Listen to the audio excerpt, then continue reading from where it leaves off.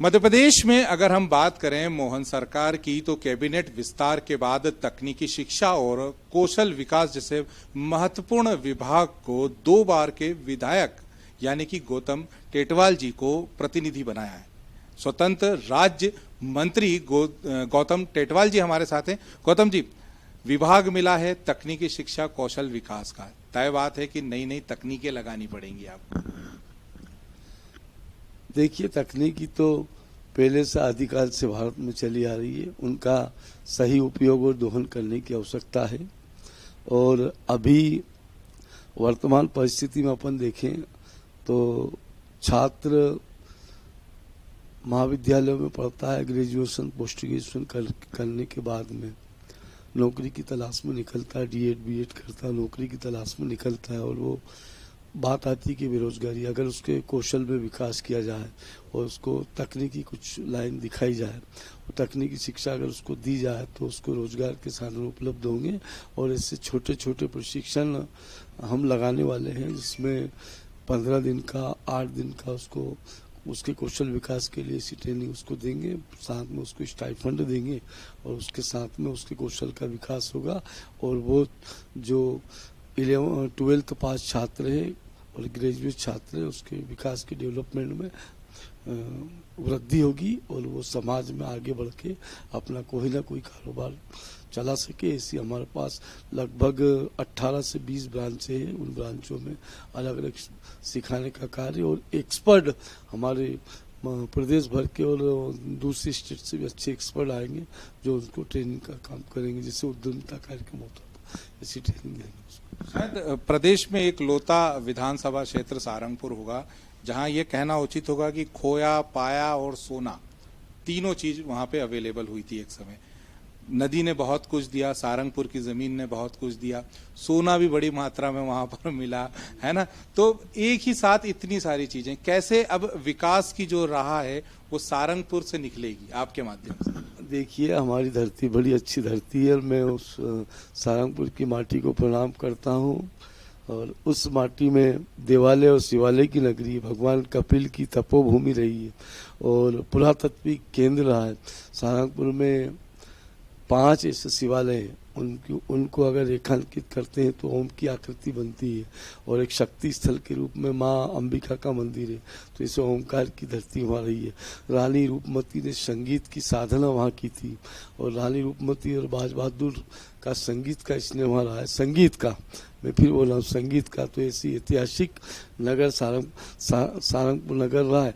वहाँ से 17 किलोमीटर दूर माँ बिजासन भैष्मा माता जी का शक्ति स्थल है और पर्याप्त संभावना है। सारंगपुर का सीताफल बड़ा प्रसिद्ध है और एक्सपोर्ट होता है सारंगपुर का सीताफल। हमारे यहाँ की धरती बड़ी अच्छी फर्टिलाइज धरती है। हमारे यहाँ वर्तमान में आलू और प्याज की भारी फसल होती है। अच्छी वैरायटी का आलू हमारे किसान उत्पादन करते हैं। साथ ही सारंगपुर में संतरा, नींबू, साइट्रस फैमिली की जो वो है, संतरा, नींबू, माल्टा, इसकी अच्छी फसल होती है, वो भी एक्सपोर्ट होता है। तो ऐसी बहुत संभावना है।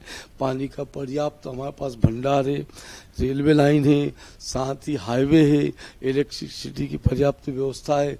तो रोजगार के बहुत सारे संभावनाएं सारंगपुर में है और भविष्य में हम रोजगार उन्मुक्त कार्य सारंगपुर से नहीं, पूरे राजगढ़ जिले से प्रारंभ करने का प्रयास करेंगे। मुख्यमंत्री ने अभी मध्य प्रदेश के नए जो जिले हैं उनमें सीमांकन को लेकर बात की है कि बहुत दूरस्थ जो जिला मुख्यालय पड़ता है उसको लेकर कुछ फेरबदल किए जा सकते हैं। सारंगपुर देखा जाए तो राजगढ़ से दूर पड़ता है, चूंकि वहीं शाजापुर जिले से मात्र 30 से 35 किलोमीटर उसकी 25 से 30 किलोमीटर उसकी दूरी है। तो कहीं ना कहीं इस ओर भी आपका ध्यान है? स्वागत है माननीय मुख्यमंत्री जी, अगर ये सब निर्णय करते हैं तो स्वागत योग्य निर्णय है। और ठीक है, सारंगपुर शाजापुर से मात्र 26 किलोमीटर की दूरी पर है, तो उनका स्वागत है। अगर शाजापुर में मिलाया जाता है तो कहीं ना कहीं जो परेशानी सारंगपुर वालों को हो रही है दूर राजगढ़ जाने में, वो कहीं ना कहीं दूर हो सकती है। जी सच है। जिला मुख्यालय सारंगपुर से अगर हम ब्यावरा होकर के पहुंचते हैं तो 90 किलोमीटर रहता है, और सारंगपुर से सनावटा होकर पहुंचते हैं तो 60 किलोमीटर जिला मुख्यालय, और यहाँ से जिला मुख्यालय बहुत नज़दीक भी होगा और काम करने में सुविधा होगी, किसानों को, आम आदमी को सुविधा होगी, तो बहुत अच्छी बात है।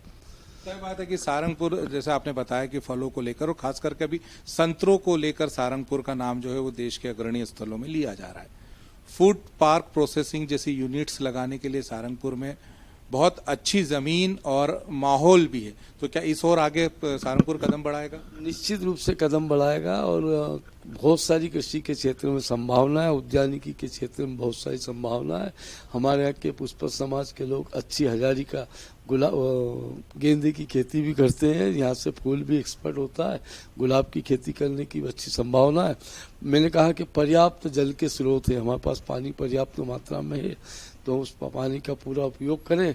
पाइपलाइन अगर मिल जाती है तो पूरा, वैसे भी काली सिंध पे एक डैम और बनने जा रहा है, तो उसका भरपूर दोहन उपयोग करेंगे तो बहुत संभावना है। 2008 के बाद 2023 में आपको पुनः मौका मिला, इतने लंबे समय संगठन के लिए लगातार काम करते रहे, क्या भावनाएं थी संगठन को लेकर, काम करने को लेकर?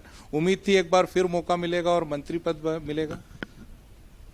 मैं जिस दल को बिलोंग करता हूँ, जिस विचारधारा को बिलोंग करता हूँ, उसमें हमारा भविष्य, हमारा नेतृत्व तय करता है।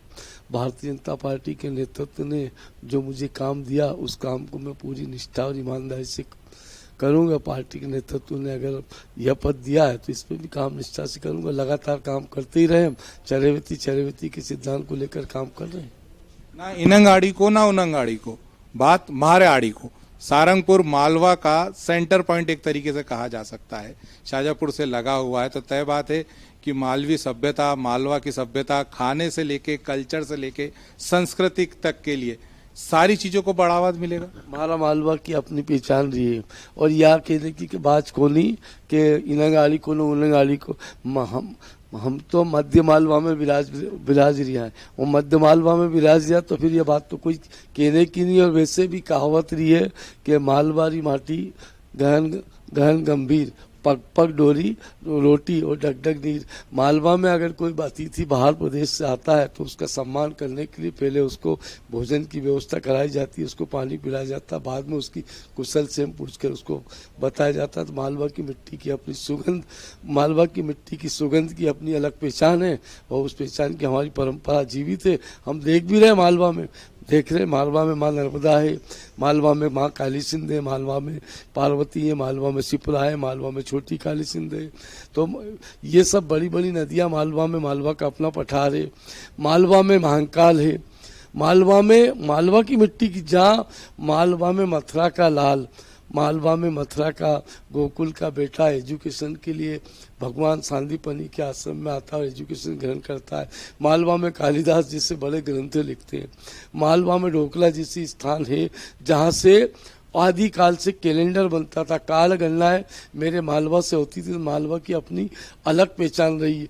मालवा में जाना पावा है जब भगवान परशुराम जी की तपोभूमि जन्मस्थली है। तो मालवा की बहुत सारी ऐसी विशेषता है जो मालवा की मिट्टी में मिलती है। ये समरसता की धरती है मालवा। मैं इसको प्रणाम करता हूँ, और मैं बड़ा अपने आप को गौरवान्वित तो सौभाग्यशाली समझता हूँ कि इस मिट्टी में मेरा जन्म हुआ, इस मालवा की मिट्टी में जन्म हुआ। उस मिट्टी को मस्तक पर लगाकर अपने आप को गौरवान्वित महसूस करता हूँ। मालवा में जन्म हुआ, मालवा के लिए गौरवान्वित हैं। तय बात है कि मालवा की संस्कृति, मालवा की खुशबू, मालवा की पहचान वहाँ के लोगों के व्यवहार से, वहाँ के लोगों के खान पीन से, वहाँ के लोगों की संस्कृति से पहचानी जाती है। और अब शायद आने वाले समय में मालवा की पहचान तकनीक के क्षेत्र में भी हमको देखने को मिले। कैमरामैन जुबेर के साथ मैं विनीत श्रीवास्तव, ग्रामीण भारत टीवी। खबरों में बने रहने के लिए ग्रामीण भारत टीवी को सब्सक्राइब कीजिए और बेल आइकॉन दबाना ना भूलें।